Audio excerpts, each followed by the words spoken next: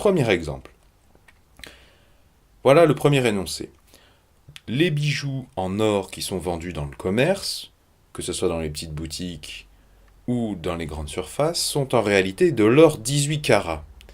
C'est-à-dire qu'ils contiennent seulement 75% d'or pur. Première question. Voici un anneau qui pèse 7 grammes. Combien y a-t-il d'or pur dans cet anneau ? Bon, j'ai volontairement choisi l'image d'un anneau qui rappelle un anneau de pouvoir de l'univers de Tolkien, pour susciter un peu plus la curiosité et le côté fun de la chose. Alors, voilà ce qu'il faut montrer à l'élève. Les deux éléments importants du texte, c'est 75% et 7 grammes.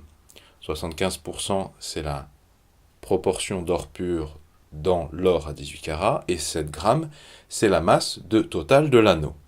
Première ligne à écrire, vous écrivez à gauche 100 grammes 18 carats. Dans 100 grammes 18 carats, on sait qu'il y a 75 grammes d'or pur. Donc vous écrivez les choses vraiment exactement dans cet ordre, avec un espace entre les deux.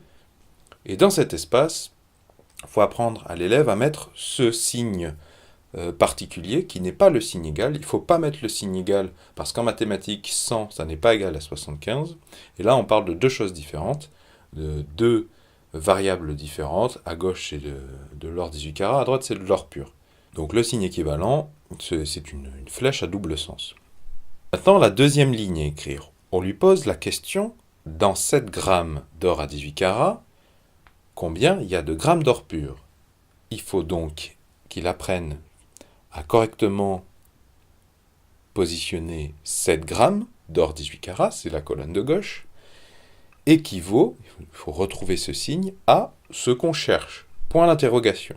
Et alors typiquement, dans les bouquins, on vous apprend que c'est à ce moment-là qu'il faut utiliser le symbole de la croix. Et l'élève, sur la base de la croix, est censé se rappeler, déduire que point d'interrogation est égal à 7 fois 75 divisé par 100. Mais mes élèves me disent, je me souviens jamais de quelle extrémité doit multiplier quelle extrémité et quelle extrémité doit-on diviser. Ce qui est complètement logique, effectivement, il y a 4 extrémités. Ça paraît évident laquelle multiplie quoi et divise quoi, une fois qu'on connaît la règle de proportionnalité. C'est pour ça que je vous propose de laisser tomber la croix et de prendre à la place un vaisseau spatial.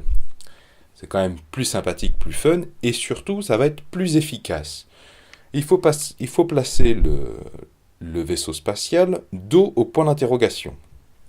Le moyen de se souvenir du calcul, c'est que point d'interrogation va être égal aux chiffres qui sont de part et d'autre des ailes du vaisseau spatial, qu'on va multiplier entre eux.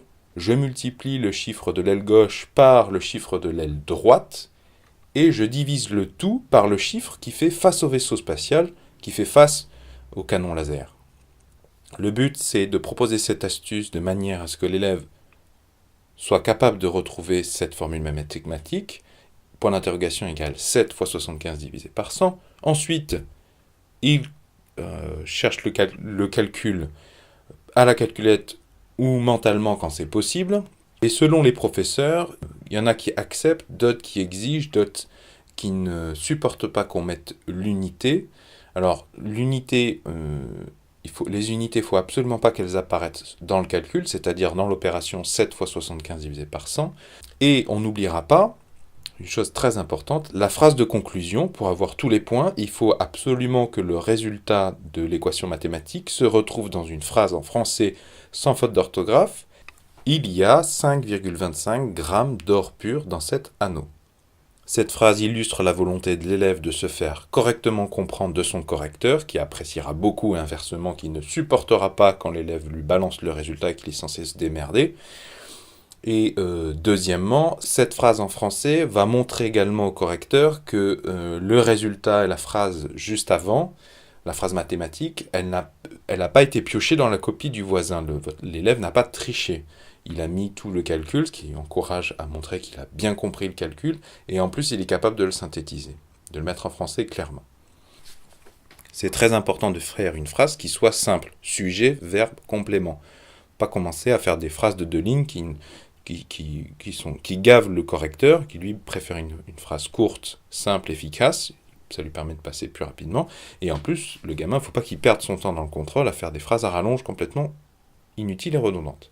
Deuxième exemple. Alors, on est toujours sur l'exemple d'un objet en or 18 carats, donc 75% d'or pur dans cet objet. La question c'est, voilà, il y a 500 grammes d'or pur dans ce collier.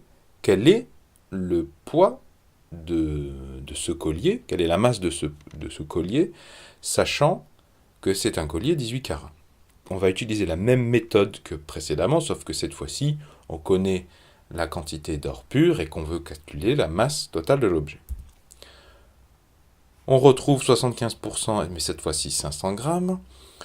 On retrouve notre connaissance de base qui est que dans 100 grammes 18 carats, il y a 75 grammes d'or pur. Et on veut appliquer la proportionnalité, cette fois-ci pour calculer le poids de l'objet, sachant qu'il contient 500 grammes d'or pur. On replace notre vaisseau spatial toujours dos au point d'interrogation. Et point d'interrogation va être égal à l'aile gauche multipliée par l'aile droite divisé par ce qui fait face au vaisseau spatial, face au canon laser. Ça nous donne point d'interrogation est égal à 500 fois 100 divisé par 75, ce qui nous donne un résultat. Et encore une fois, la nécessité de savoir qu'on maîtrise bien le français, qu'on est capable de faire une phrase de synthèse très très courte. Le collier pèse 667 grammes.